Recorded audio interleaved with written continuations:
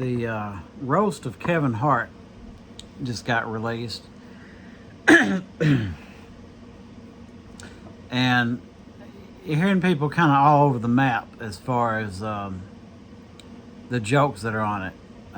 Because there's at least a couple of guys that are pretty known for pretty edgy jokes. Tony Hinchcliffe for one of them. And, you know, it's kind of, I'm not really in a position where I can say what they're saying is okay or not. There's a tendency, and I hate to bring race into it so much, but it is what it is. That's what we're talking about.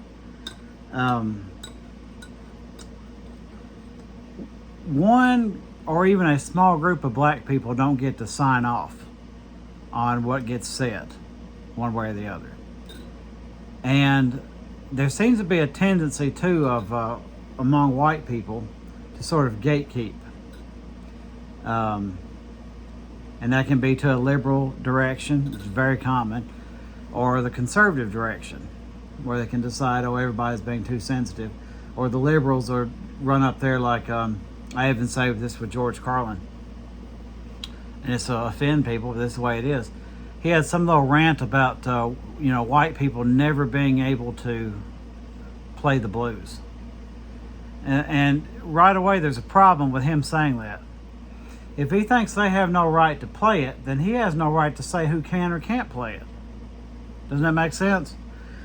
But it just shows you, as much of a rebel as he seemed to be, he still had those same kind of white people gatekeeping tendencies. My problem is, and it isn't just what happened then, at least I'm consistent about this. One of the dumbest things I ever saw happen as a comedy sketch is Dave Chappelle's Black Klansman sketch. That was the dumbest thing anybody could ever do.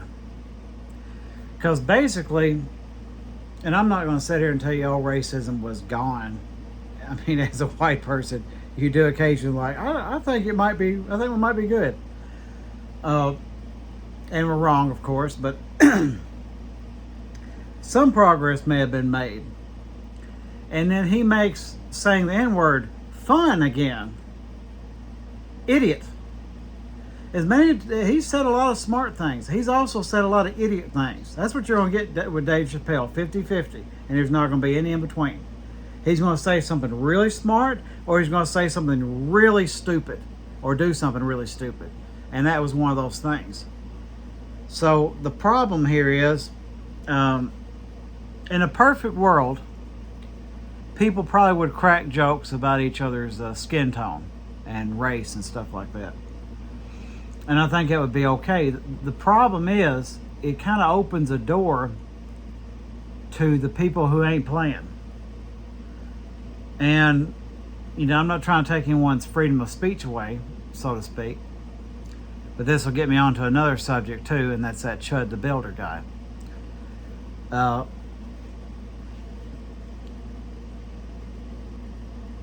When you're deliberately offending someone, even if it is just words, I mean, you have a lot of people that'll say that, oh, it's just words, it's just words. Go up to the same person and tell them that their mother or their daughter or their wife was a whore or something like that, and see how they react. They'd be mad. They'd want to get violent. They wouldn't just sit there and take that, and they shouldn't. And you got to be consistent about this sort of thing. That's why I don't usually have the air conditioner on. It dries my eyes out. But again, that's it's a roast, and stuff like that happens. You can even look like a long time ago, and they would touch on some of that stuff. So I don't know. I'm kind of on the fence on that, and I hate to be, because I'm sure there'd be a lot of people that tell you I'm on the fence constantly about everything. But you're going to say this Chud the Builder guy. I hate so much shameful stuff coming out of my state, or being tracked down to my state. I'll tell you about this guy. This guy, you know his name. You can find that name. He's Builder, something or other Builder, right? Now, where did he come up with that name? It might be because that's what his family does around Nashville. A lot of people with that same kind of unusual last name around Nashville and Clarksville. And I don't know if they're connected to him or not, but if they are, maybe they should get less business. That's just a thought. Because he didn't spring out from a vacuum. He didn't drop out of the sky. I can tell you this. I've went to school all over this place. Some of these people raise their kids to be like this. Because I know it's not cool to be rough on a child or not. And I would hope I would never be towards my children the way my father was with us. However, if I caught my child saying a racial term, they'd only do it once. I guarantee you that. I guarantee you that. They'd probably tick if they even heard somebody else say it. No, that doesn't happen. And yeah, it is kind of a self thing because I don't want people thinking it came from me. But I don't want my child growing up to be that. I mean, you got to think, this guy got his little costume on. He got his mace. And he had his gun on him. And he had his little camera on a stick. And he would go and find black people to say things to them and sort of incite violence. He's literally asking for it. Literally. And they're finding out now that through a video, because he tried to delete a whole lot of stuff, they're finding out now that he covered a whole bunch of stuff up. It looks like he attacked the guy. I mean, it's a kind of wobbly video and everything, but what I could tell, it looked like he was on top of the guy from behind. Which is going to be ironic once he gets in prison. Anyway, he should be softened up in that area from what I understand. But this guy asked, this is, people like to say FAFO. Well, this is one of the best cases I've ever heard. If he gets locked up even half the amount of time that I'm seeing, I've seen somewhere about 50-something years. If he gets so much as half of that, 20, 25, 26, 28, that's going to be really funny. That's going to be extremely funny. And I'm all for that. Because of what he was trying to do. I don't know if his idea was that he was going to kill somebody. Because you taking the case of Kyle Rittenhouse.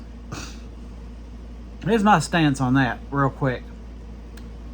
Kyle Rittenhouse, in my opinion, he's a little small, weak boy who, like a lot of men, certainly a lot of white men, who've got this idea, they got this warrior fantasy in their head. And that's kind of where some of the hunting and all that comes from. They have this idea that they're a warrior, they're a great warrior. And they need to try to realize that in some kind of way. You'll see them get these big guns and they'll be posing with them and doing their little down on one knee and like they're in some kind of action movie or something like that. And they've never done anything. I think he wanted to do that, and he wanted to intimidate people with his gun. Maybe tell himself that they were intimidated anyway, and the gun had nothing to do with it. They were just scared of him. I don't think he went there to shoot anybody. I'll tell you that much. That part, no. And I'm not defending him. I'm not making him better for it. That's just my feeling. It's a neutral thought. I don't think he went there to shoot anybody. I don't really think he had the backbone for it. But that one guy who's a terrible person and should have been under some dirt anyway, started up with him. And Kyle, being a pants-peeing coward, when he shot him, he scared everybody like a little rabbit. Because that's what he is. He's a weakling. He's scared of everybody. A lot of these people are obsessive about guns, and I have some myself. Around the corner there. A lot of the people that are fanatics about it are scared to death. They're cowards. Some of it, they want to sort of intimidate people. They want to feel like an extra man, extra manly, because they want to strut around with it on their hip and they want everybody to see it.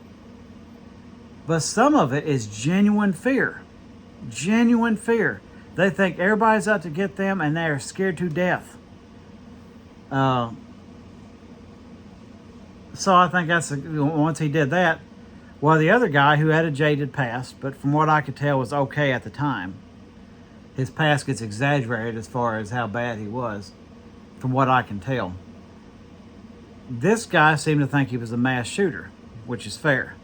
And so he tried to take him down. And when he did, he got shot. And the other guy, you can see on the video, ample opportunity to take him out. But he couldn't do it. He couldn't pull that trigger because he wasn't that type of guy. Whatever his past may be. He just couldn't pull the trigger. And then Kyle turned around and saw him with a gun, and he could pull the trigger because he was a scared little rabbit. He's a coward.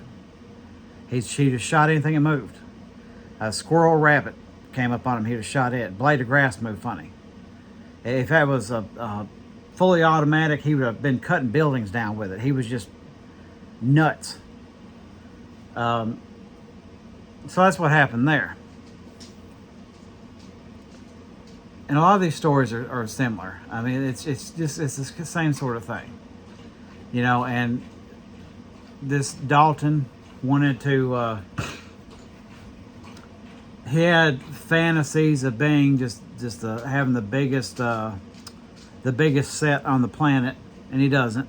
He knows he doesn't. He knows he's got nothing. He knows he's nothing. And this kind of happens a whole lot of times. Kind of talking to a friend that was a former co-worker, black guy. And we didn't specifically talk on this subject, but it kind of connects with it a little bit. And they kind of touch on the movie Mississippi Burning. If you haven't seen that, you need to see it. Gene Hackman, Willem Dafoe. There's a lot of white people who are not in a good situation in life. And they've gotten, and I think Lyndon Johnson may have said something akin to this. Came up with some sort of plot.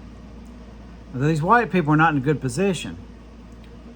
And the way you work them is you help them, you know, you make the black people, the non-white people, lower. You let them think, you don't want to be that low. You don't want to be that low. You know, the situation in Mississippi Burning, Gene Hackman's character was talking about his father having, you know, they were poor and they had a barn and they had some livestock and it wasn't all that great. And down the road from them was this black guy, and he had a nice barn and healthy and nice livestock, and he had a great situation going on with him. And the other racist people would tease Gene Hackman's character's father. Like, look at him. He's doing way better than you are. Isn't that funny? That such and such is doing, look at what he's got and look at what you've got. Well, sometime after that started happening, the black guy's whole place got burned down. Who do you think did that? And it just shows you, it's kind of the way the whole situation is set up. It's not, I need to better myself. I need to push somebody else farther down than me. I need to know that I don't have to get better. I don't have to have people respect me more. I don't have to do better for myself or make myself better. Or just make people treat me the way they should treat me. All I need to do is make sure this other person gets treated worse. And that seems to be the situation that's happening. And I think we're not to the point where we can be making those sort of jokes at that roast. But then again, you know, it's one person's opinion, and I'm not going to try to gatekeep either direction. That's a white person tendency, and I'm not doing that. But, you know, I did kind of mention that anybody, to the coworker I was talking to, that somebody could know a history in general, and it wasn't just black and white, so to speak. But you have groups like the Irish and the Scottish. The way they were treated, and to just decide, well, I'm just going to be white. I know they are white. That's not what I'm talking about. I'm talking about to just lose their identity into the monolith that was doing to them what was being done to them in order to team up against these non-white people. It's just sickening to see it happen. I saw some little sort of documentary short type of thing on some kind of social media where it's talking about, figuratively speaking, Irish people becoming white. And obviously, like I said, it's figuratively because they're white anyway. But it's that they stopped identifying as we get it and we understand, instead of joining in with these people over here and be like, oh, you're the bad guy. It's so dumb. And like I said, it's not that black and white, because you got people of all different bloodlines, poor white people, who should be mad at the system. And somehow they're mad at black people. Somehow they're mad at Muslims. Somehow they're Arabs. They're mad at Mexicans, Hispanic people, and immigrants, liberals, whatever. It doesn't matter. They're mad at somebody else other than the people who's actually doing it to them. I mean, what was it? Like the data centers that are coming up. Who do you think's doing that? At best, it's not just liberals. It's certainly not all those racial groups. Most of who screws the conservatives over is other conservatives. And it blows me away how they're not connecting that. I mean, near me, they got all these signs up about no more quarries. I guess they're trying to do some kind of quarry of some sort. I haven't looked into it. But who do you think's doing that? Do you think it's some kind of a pink hat, blue-haired, multi-piercing, tattoo liberal that's trying to set up the quarries? No. It's some fat white conservative in a business suit. I mean, put two and two together, people. You are screwing you. Stop doing that.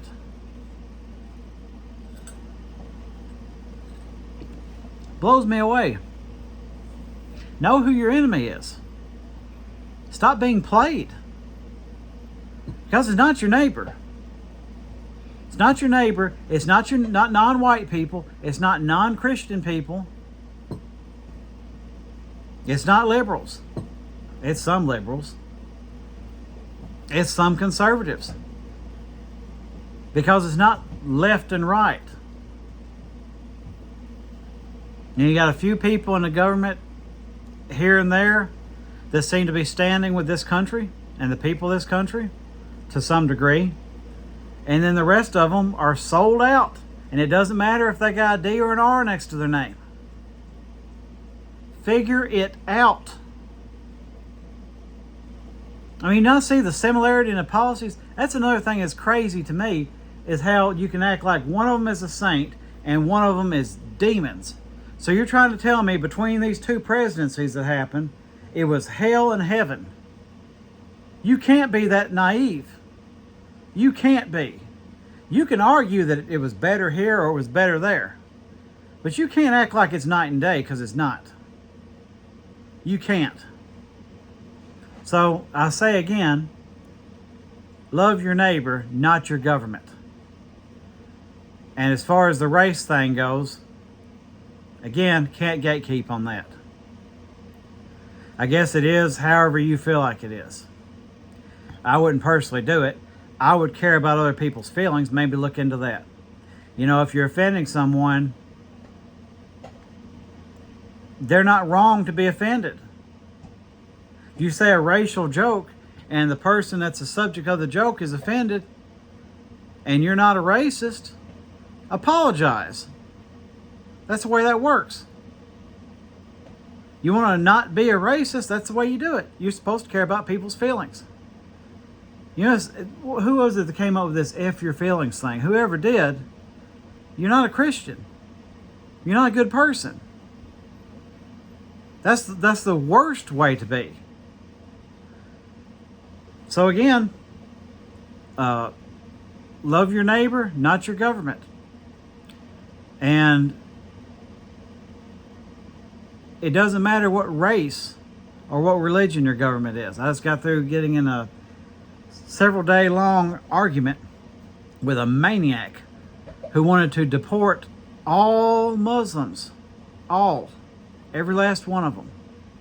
Now you think about what that means, because Andy Ogles, whatever, here in Tennessee, that's another embarrassment to this state. He wants to do that. He wants to do that. You think about what that means, because a lot of them were born here. A lot of them are children also. Where do you deport them to? And with the Greater Israel Project going on, and them bombing everybody and trying to take over countries and land, where do you send them to?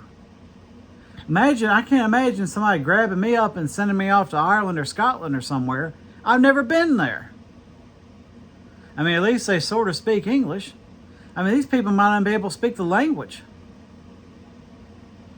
And what if they don't want to go? See, anytime you're talking about deporting somebody, the hint is if they don't go, they die. That's what it is. Because I know what I would say if somebody tried to deport me. I would say over my dead body. So in a manner of speaking, when you're calling somebody to be deported, you're calling for their death. And anytime you're talking about removing a whole race, a whole demographic of people, you are a Nazi. That's what you are. You're the same category as Hitler, and you should be treated like Hitler and the Nazis. I'll let you think about what I mean by that. You should be treated exactly like them. Exactly. You should be where they are. Anyway, I better cut it off there before I say something that'll get me pulled from YouTube.